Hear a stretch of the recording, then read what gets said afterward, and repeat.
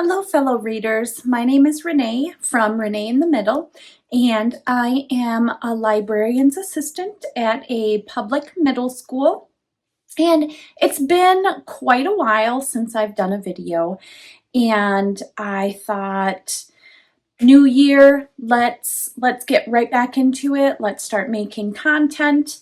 There's not a whole lot of middle grade content on YouTube, so I thought maybe that could be one of my jobs, is to create middle grade read content here on YouTube. So thank you for tuning in, or if you are a subscriber or previous watcher, thank you for coming back. Thank you for being patient. I am going to try my hardest to stay regular with updates. I'm not sure how much I will upload videos, but I want to do more. So welcome back, and let's get into the video. This video is going to be about a readathon that I'm going to do. I stumbled across this YouTuber. Her name is, well, her handle is TheBrightsideGirl, and she is hosting a not so spooky spookathon, bookathon, readathon. I can't remember what it is exactly. I will link her announcement video in the description box, and I thought I would come on here and tell you about this readathon. So when it comes to Halloween, I love Halloween. I am all Halloween fall vibes, okay? But I can't do horror. So if there is any kind of horror, the best kind of horror for this girl would be middle grade horror. But thankfully, this readathon is a not so scary readathon. So it fits my vibe. So she's actually doing, the TheBrightsideGirl that is doing a Disney themed not so scary readathon. So there are 5 reading prompts, and one of them is to read a witchy book. One of them is to read a spooky house. Well, let me reverse. The spooky book prompt is correlated to Hocus Pocus, and the spooky house one is correlated to Haunted Mansion. A spooky setting is another reading prompt. I can't remember what that one is linked to. A Halloween read, which is linked to Halloween Town, and a monster book, which is correlated to Monsters, Inc. So she has this Disney-themed reading prompts. So I'm going to go through with you which books I plan to read for the prompts. So the first prompt, the witchy book, I am going to read The Girl Who Drank the Moon by Kelly Barnhill. This is my 5th year in the middle school library, and this has always been on my radar each fall since I've been in my position, and I haven't read it. This is going to be the year. Renee, you're reading this book. Okay, so this book is about, and I'm sorry if you don't like people coming on here and just reading the book synopsis. I'm not great with writing my own synopsis for books, so I'm just banking off of the book, so I apologize. It says, every year the people of the Protectorate leave a baby as an offering to the witch who lives in the forest. They hope this sacrifice will keep her from terrorizing their town. But the witch in the forest, Zan, is kind. She shares her home with a wise swamp monster and a perfectly tiny dragon. Zan rescues the children and delivers them to welcoming families on the other side of the forest, nourishing the babies with starlight on the journey. But one year, Zahn accidentally feeds a baby moonlight instead of starlight, filling the ordinary child with extraordinary magic. Zahn decides she must raise this girl, whom she calls Luna, as her own. As Luna's 13th birthday approaches, her magic begins to emerge with dangerous consequences.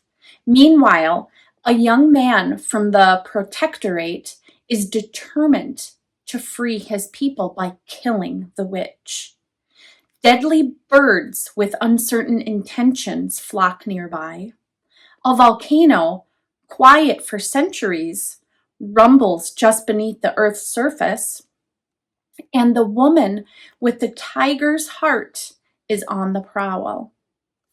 So, The Girl Who Drank the Moon by Kelly Barnhill.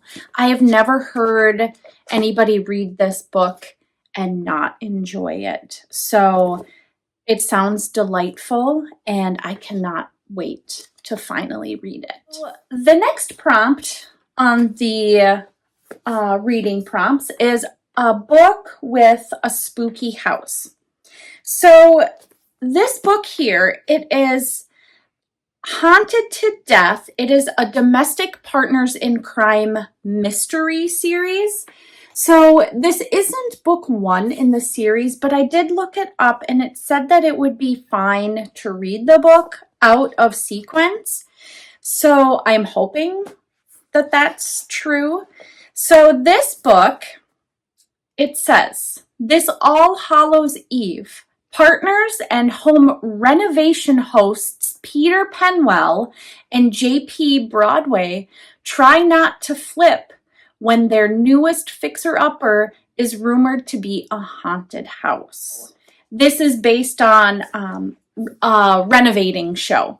So kicking off season 3 of their hit reality TV show Domestic Partners is a home renovation project with an irresistible hook. Woods Hall is a lavish 1913 manor home in the Detroit suburb of Pleasant Woods, once belonging to the town's founding family. It also comes with its own ghost.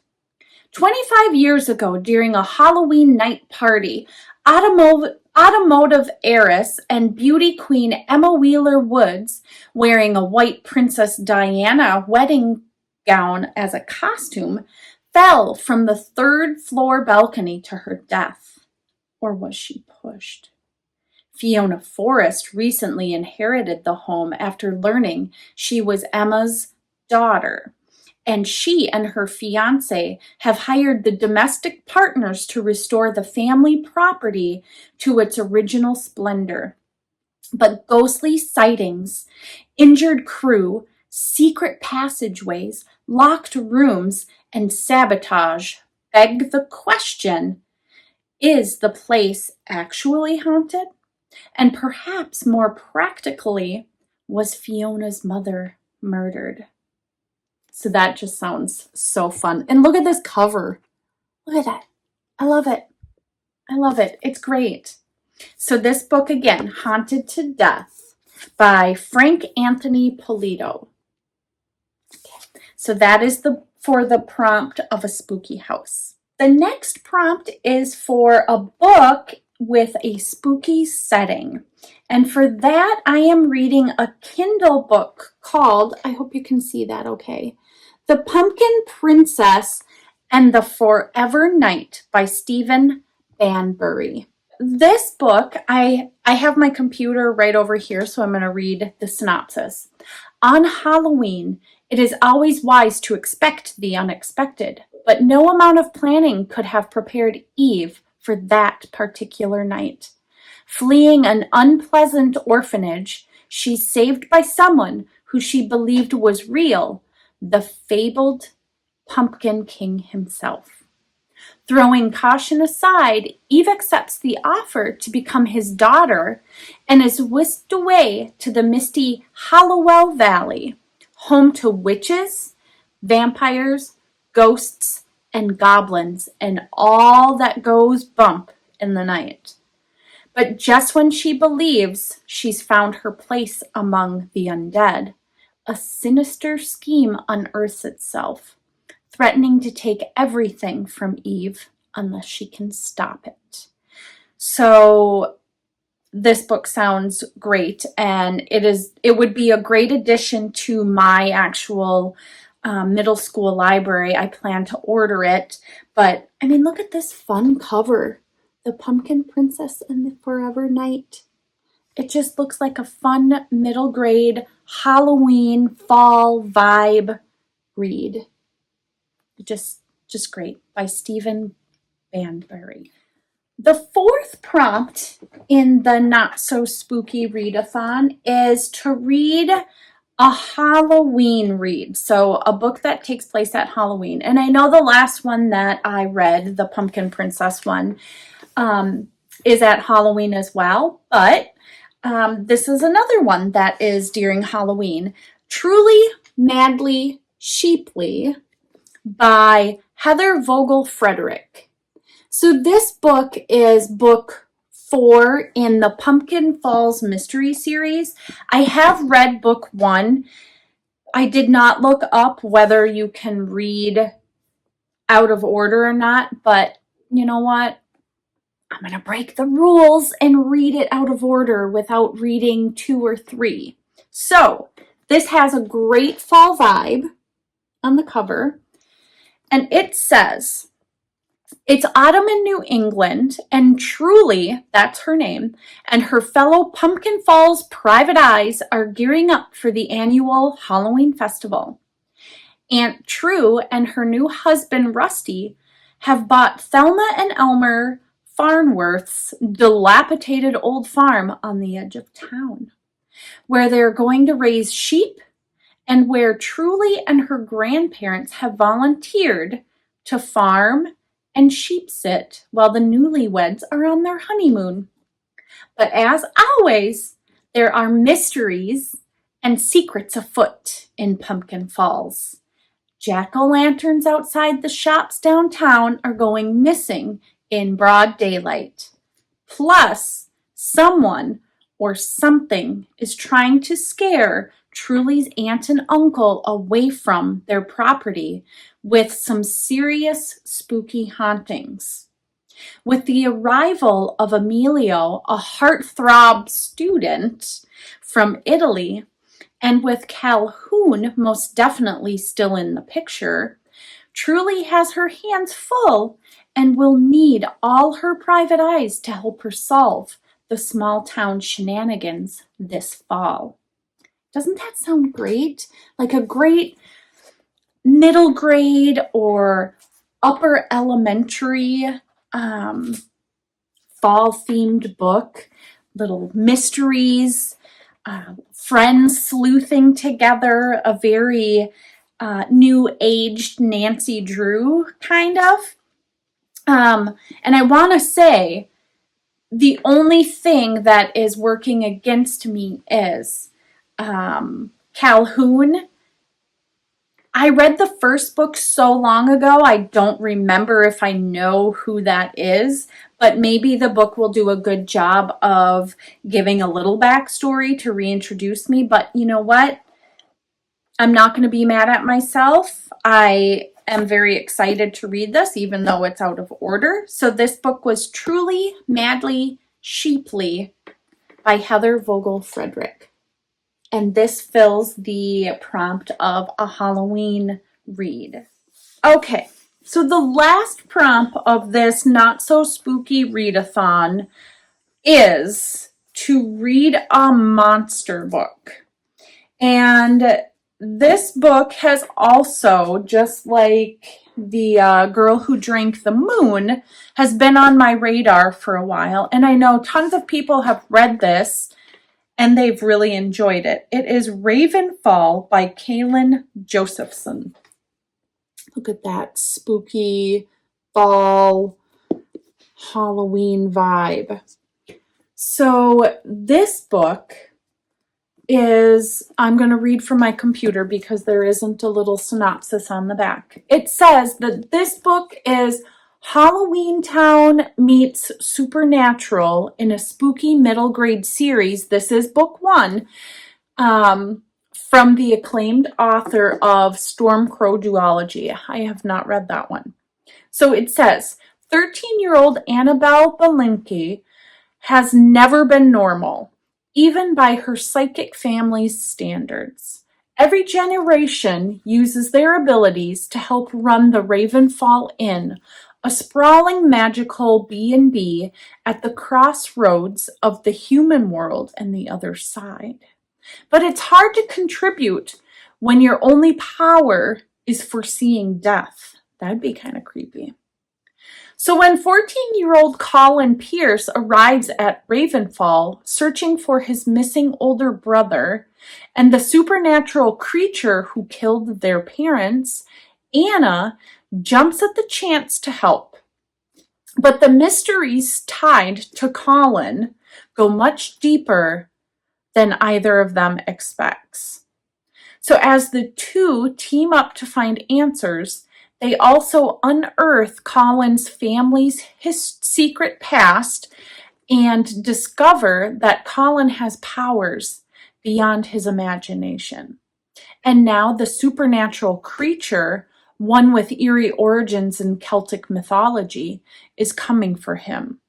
If Anna and Colin can't stop the creature by Halloween night, the veil to the other world could be ripped open, which would spell destruction for their world as they know it. So if any of my watchers, my viewers, have watched Halloween Town, you would get some of the Halloween Town vibes from this synopsis about the living world and the other world, and then breaking down the wall between the two to keep them separate. So this definitely fits the prompt of a monster, because there's this creature that's after Colin, and then it is definitely a Halloween Town theme. So again, the monster book that I will be reading is Ravenfall by Kaylin Josephson. So that completes the books that I will be reading for the Brightside Girls Not So Spooky Readathon booked prompts. As I said before, I will link her announcement video in the description box, but this readathon will be taking place Monday, September 15th through Sunday, September 28th. And I'm not sure. I would have to look through. I don't know if she's going to do any like live reading sprints or anything, but she also, if anybody has Storygraph, she has a group that you can join in Storygraph. So that's pretty cool. So this completes the first Get Back Into It video and creating content for my middle school. I know that one of these books was not a middle grade read, but the other ones are. So that's a good thing, right? I gotta have a good mixture. But thank you for watching, and I hope to see you in the next video. And have a great weekend, everybody. Bye.